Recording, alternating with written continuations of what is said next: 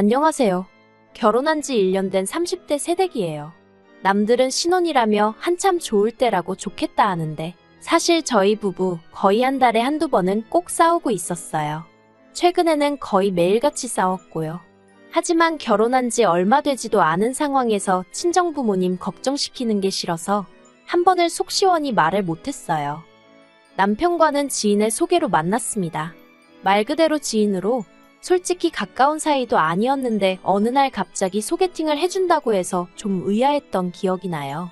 근데 그 무렵 제가 주변 친구들도 하나둘씩 시집가고 애 낳고 하는 거 보면서 마음이 조급해져 있었거든요. 그래서 덥석 그 소개팅을 하겠다고 든 거지요. 만나기로 한 장소는 카페였는데 남편이 먼저 도착해 있었어요. 사진으로 봤을 때는 솔직히 소위 새님이라고 해야 하나? 뭔가 공부만 할 줄 알고 다른 건 쑥맥 같은 느낌이었거든요. 그런데 막상 만나보니 재미가 별로 없긴 해도 어떻게든 분위기를 끌어가려고 노력하는 모습이 좋았어요. 남편도 남편대로 저에게 호감을 느꼈는지 이후로도 2번, 3번 애프터 신청을 해오대요. 그렇게 한 달쯤 지나서 자연스럽게 연인 사이로 발전했습니다. 그리고 3년의 연애 끝에 결혼까지 하게 되었고요. 결혼 당시 남편도 저도 둘 다 직장을 다니는 평범한 회사원이었어요. 다만 남편이 저보다 연봉이 좀 더 높았지요. 아무래도 남편이 저보다 나이도 3살이나 많았고 이직을 한번 하면서 몸값이 좀 오른 상황이었거든요. 대신 저희 친정이 시댁보다 여유가 있었습니다. 시댁도 어려운 환경은 아니었지만 그래도 경제적으로 저희 집이 좀 더 넉넉한 상황이었어요. 시부모님께서는 살고 계신 집하고 나라에서 나오는 연금이 전부였던 반면에 저희 부모님께선 당신들 사업장에서 계속 현역으로 경제활동을 하고 계셨거든요. 그래서 친정에서 1억 5천을 보태주셨어요. 시댁에서는 아무것도 안 해주셨고요. 말이 나와서 말이지만 원래는 친정에서 좀 더 해주고 싶어 하셨는데 제가 만류했습니다. 시부모님이나 남편이나 형편되는 사람이 좀 더 하면 어떠냐는 식으로 나왔는데 그런 태도가 솔직히 거슬렸거든요. 뻔뻔하고 염치가 없게 느껴졌달까요? 이후로 모아둔 돈 5천까지 해서 저는 2억을 해갔고 남편은 자기가 모은 돈 4천 들고 왔어요. 그리고 자기가 타던 차도 혼수라나 어쩐다나 그러면서 들고 왔는데 앞으로 3년은 더 갚아야 하는 대출이 남아있었지요. 그래도 그런 부분을 크게 문제 삼지는 않았습니다. 남편이 먼저 결혼 후에는 경제권을 저에게 넘기겠다 했고 앞서 말씀드린 대로 남편이 저보다 잘 버는 상황이었으니까 이래저래 계산해보면 제가 크게 손해라는 생각은 안 들었거든요. 그런데 결혼하고 2달이 되도록 경제권을 넘기겠다는 남편은 어찌된 일인지 돈에 대한 이야기만 나오면 자리를 피하기 일쑤였습니다. 그래서 참다 못한 제가 도대체 돈 관리를 어떻게 하고 싶은 거냐고 직접적으로 물었어요. 그러자 남편이 한다는 소리가 각자 하자더라고요. 각자라는 말도 도무지 이해가 되질 않았고 동시에 살림이라던가 주로 집안일에 신경 쓰는 사람이 저였거든요.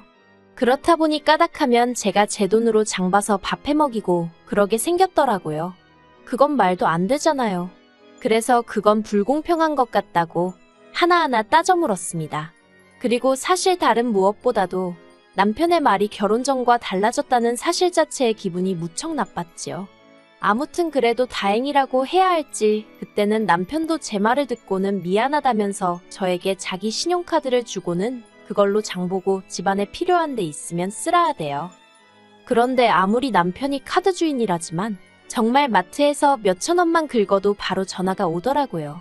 카드를 받고 다음 날이었어요. 퇴근 후 마트에 들려 장을 보다가 고등어가 싸고 싱싱하길래 3마리, 그러니까 한 팩을 샀습니다. 그리고는 남편 카드로 긁었지요. 그런데 정말 결제하고 1분도 안 돼서 남편에게 전화가 걸려왔고 뭘 산 거냐고 묻더라고요. 그리고 그때만 하더라도 저는 남편의 그런 행동에 별다른 생각은 없었어요. 그래서 퇴근길에 마트에서 고등어 샀다고 얼른 가서 해주겠다고 속도 없이 대답을 했지요. 그런데 남편은 고등어를 몇 마리나 산 거냐며 짜증스럽게 물었고 제가 3마리 샀다니까 사람이 둘인데 뭐 한다고 3마리나 샀냐며 승질을 내는 거예요. 어이가 없긴 했지만 3마리가 한 팩이어서 3마리를 살 수밖에 없었다고 설명을 했어요. 그럼 남편도 적당히 하고 멈춰야 할 거 아니에요. 그런데 기껏 한다는 말이 파는 사람한테 2마리만 사면 안 되냐고 물어보긴 했냐며 따지더라니까요. 그리고 그런 비슷한 일들이 몇 번이고 반복되니까 치사하고 더러워서 카드를 쓰기가 싫더군요. 그래서 남편더러 앞으로 생활비는 현찰로 주라고 했습니다. 당신 얼마, 나 얼마 각자 월급에서 각출해 생활하자고요. 그리고 그렇게 합의를 본 게 고작 50만 원씩이었어요. 그렇지만 사실 아무리 애 없이 2사람이 산다고 해도 100만 원으로 관리비에 공과금 다 내고 살림을 꾸린다는 건 불가능한 일이었습니다. 특히나 돈은 똑같이 내는데 왜인지 주방일은 저만 하고 있더라고요. 그래서 남편더러 당신은 청소와 빨래를 담당하라 했습니다. 그랬더니 돌아오는 남편의 반응은 알겠다면서 대신 자기가 해야 된다고 느낄 때 할 테니까 잔소리를 하지 말라는 거예요. 그래놓고는 청소기는 3, 4일에 한 번, 세탁기는 열흘에 한 번 돌리는 게 아니겠어요? 남편의 그런 꼬라지라고 해야 할지, 심술이라고 해야 할지. 아무튼 제가 직접 겪어보니 그동안 왜 회사에서 일하던 언니들이 맞벌이하면서 동시에 집안일에 독박육아에 왜 그렇게 허덕였는지 이해가 가더라니까요. 그리고 저는 언니들처럼 살 수는 없다고 생각했어요. 그래서 남편에게 집안일을 그따위로 할 거면 돈을 더 내라고 했지요. 그러자 남편이 자기는 불편한 게 하나도 없다면서 제가 예민하다는 식으로 몰아가는 거예요. 그래서 저도 주방일을 손에서 놔버렸습니다. 공용생활비로 장은 받아두었지요. 쌀 사다 놓고 반찬 사다 놓고 그리고는 말 그대로 알아서 챙겨 먹던지 말던지 마음대로 하라고 내버려뒀습니다. 식사를 차리게 되더라도 딱 1인분? 제목만 해서 먹었어요. 그리고 그렇게 지낸 지 3주쯤 되던 차에 생각지도 못한 일이 벌어졌습니다. 솔직히 남편이나 저나 둘 다 성인이고 결혼한 상황에서 일어난 일인 만큼 저희 둘이서 해결해야 한다고 생각했어요. 그런데 세상에 남편이 어머님한테 이야기를 했더군요. 그것도 자기가 한 짓거리는 이런 방구도 없이 제가 생활비를 받았으면서 살림엔 손끝 하나 대지 않는다는 식으로요. 그러니 어머님께서 제가 군기가 빠졌다나 어쨌다나 하시며 한달음에 저희 집으로 쫓아오셨습니다. 처음엔 솔직히 연락도 없이 찾아오신 어머님이 황당하고 어이없고 그렇지만 이내 차라리 잘 됐다 싶더라고요. 그래서 저도 어머님을 붙들고 그동안 쌓아뒀던 억울하고 답답한 마음을 속사포처럼 쏟아냈습니다. 그리고 저는 솔직히 어쨌든 어머님이 어른으로서 그리고 같은 여자로서 어느 정도 상황을 정리해 주실 줄 알았어요. 어머님은 평생 전업을 하셨으니 제가 느끼는 서러움도 어느 정도는 공감해 주실 줄 알았고요. 하지만 이게 웬걸요. 어머님께서는 제 이야기를 다 들으시고도 그래도 여자가 살림을 해야 하는 게 맞답니다. 생활비는 옛날에야 남자들이 외벌이를 했으니 그렇지만 요새는 같이 잘 버는데 왜 남편한테만 부담을 주냐 하시면서요. 이중자 때 내로남불이 이런 건가 싶어서 웃기지도 않더라니까요. 결국 저와 남편은 갈등의 골을 좁히지 못했습니다. 남편은 선심 쓰듯 자기가 생활비를 80만 원 낼 테니 저더러 이참에 주방일은 물론이고 청소와 빨래까지 도맡으라 했어요. 그게 마치 엄청난 배려인 듯 말이에요. 하지만 제가 막말로 30만 원이 아쉬워서 그 고생을 하겠어요? 제가 웃기지도 않는 소리라며 남편더러 꿈깨라 했습니다. 그리고는 앞으로 정말 각자 생활하자 했네요. 각자가 어떤 건지 한번 보여주겠다고요. 그리고 그때부터였습니다. 남편은 마치 저 보란 듯 하루가 멀다 하고 쇼핑을 해대더군요. 매일같이 세상 쓸모없어 보이는 장난감들을 사나르고 신발도 몇 켤레씩 사다 놓고요. 저 사람이 나랑 아이를 낳고 미래를 그려갈 생각이 있는 건가 싶을 정도로 앞뒤 가리지 않고 돈을 써대는 눈치였다니까요. 게다가 제가 식사를 챙겨주지 않았더니 매일 밤마다 배달음식에 3, 4만 원씩 쓰는 것도 예산일이었지요. 그리고 무엇보다도 저와는 말 한마디 상의도 없이 남편이 그동안 어머님 아버님께 한 달에 50만 원씩 따로 용돈을 드리고 있었더라고요. 자식이 부모한테 용돈 당연히 드릴 수 있어요. 하지만 결혼 초 제가 먼저 양쪽 집에 30만 원씩 해드리자고 했을 때 장인 장모님은 돈도 많은데 꼭 우리가 챙겨드려야 되는 거냐며 얼마나 툴툴거렸는지 모릅니다. 그래서 결국 유야무야 없던 일이 되었고요.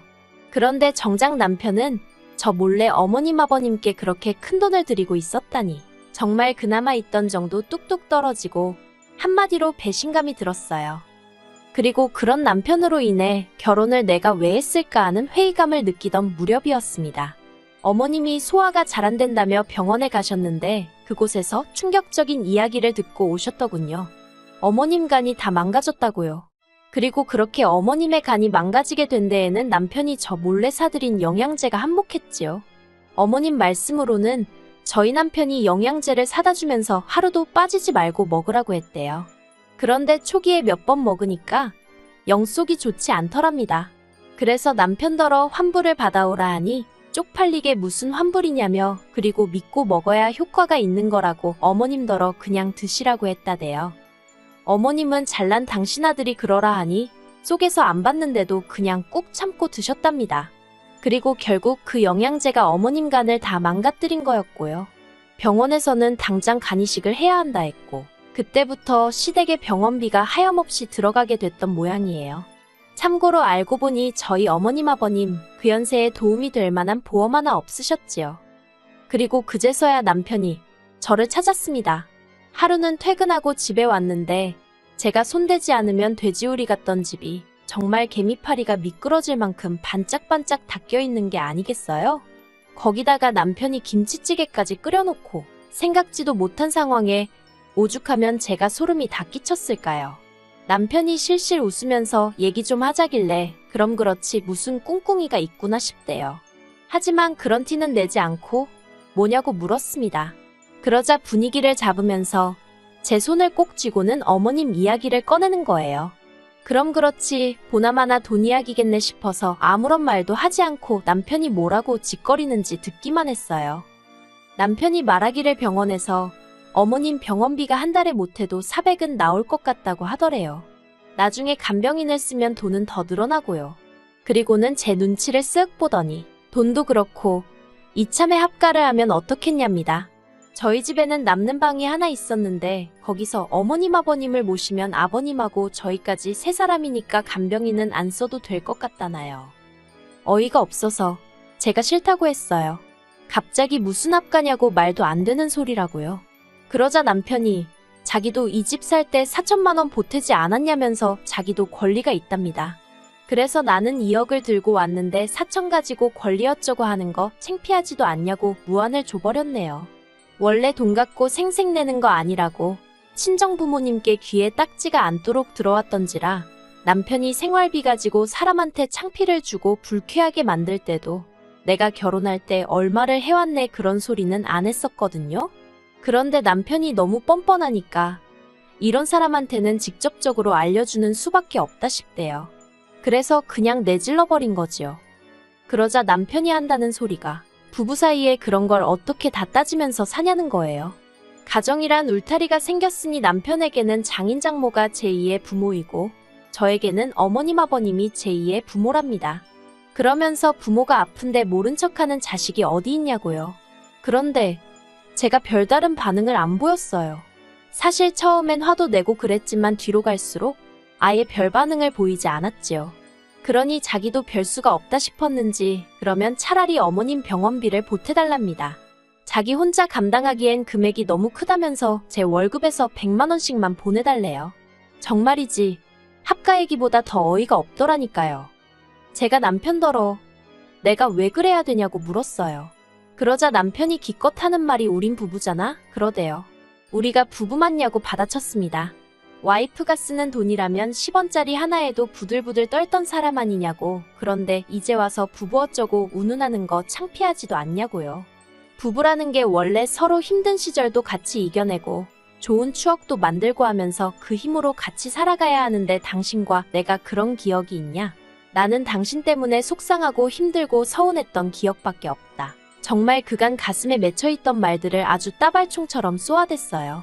그리고는 이제 와서 행여나 나한테 안 해노릇 며느리돌이 같은 건 바라지도 말라고 못을 박아버렸지요. 그랬더니 남편이 한숨을 푹푹 내쉬더니 그러면 뭐 방법이 없답니다. 그리고는 급기야 이혼 이야기를 꺼내더라고요. 어이가 없어서 남편을 빤히 쳐다봤어요. 그동안 제가 남편의 거지 같은 행동을 버텼던 이유는 딱 한 가지.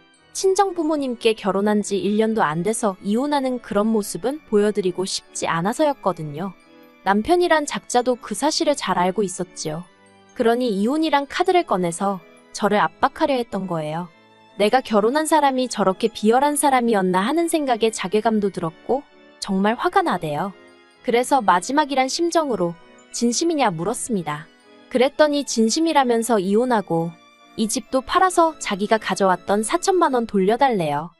그걸로 어머님 아버님 병원비나 해야겠다면서. 그리고는 주변 사람들은 며느리인 제가 시부모님 병원비 보태드리기 싫어서 이혼한 여자라고 생각할 거라며 직장 생활은 가능하겠냐고 빈정거리는데 정말 손발이 부들부들 떨리더라니까요. 결국 저는 친정부모님께 사실 그대로 있는 그대로 모든 것을 털어놓았습니다. 친정부모님이 실망하실까봐 이혼만큼은 어떻게든 피해보려고 했는데 너무 괴롭고 힘들어서 그동안 남편이 저를 힘들게 했던 사소한 일들까지도 전부 다 말씀드렸어요. 사실 그동안 제 얼굴에 침 뱉기 같아서 그 누구에게도 속 시원히 제 이야기를 하지 못했거든요. 그래서인지 이야기하는 내내 눈물이 계속 흐르더라고요. 그리고 그런 제 모습을 본 친정부모님께선 바보같이 그걸 왜 참고 살았냐며 당장에 헤어지라 하셨습니다. 부모에겐 자식의 행복이 1순위라며 체면이고 사람들이 쑥덕거리고 그런 건 신경 쓰지 마라고 말씀해 주셨지요. 그리고 친정부모님의 말씀에 힘을 얻고 돌아온 바로 그날도 남편은 여지없이 제 얼굴 앞에 이혼 서류를 들먹이며 빨리 사인하라고 난리를 쳤어요.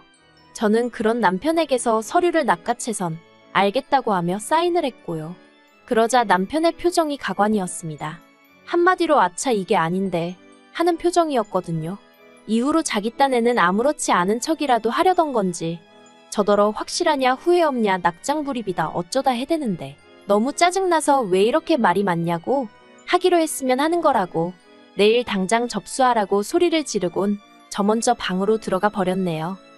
그런데 이후로 일주일이 지나도 남편은 서류를 접수하지 않았고 더 정확히 말하자면 이혼의 이응자도 말을 안 하더라고요. 오직 제 눈치를 살피기에 급급했지요.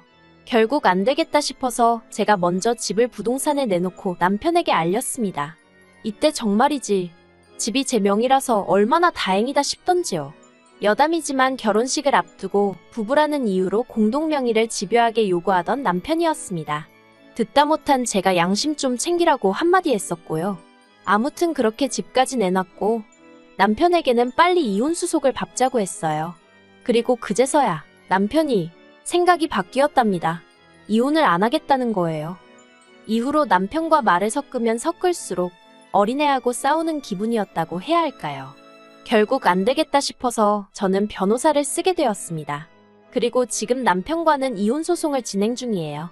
이 사실을 알게 되신 어머님 아버님 두 분 다 난리가 나셨고요. 아버님은 도와달라고 한 적 없다, 병원비 안 줘도 된다 하시며 어떻게든 저희 두 사람의 이혼은 막으려 하고 계세요.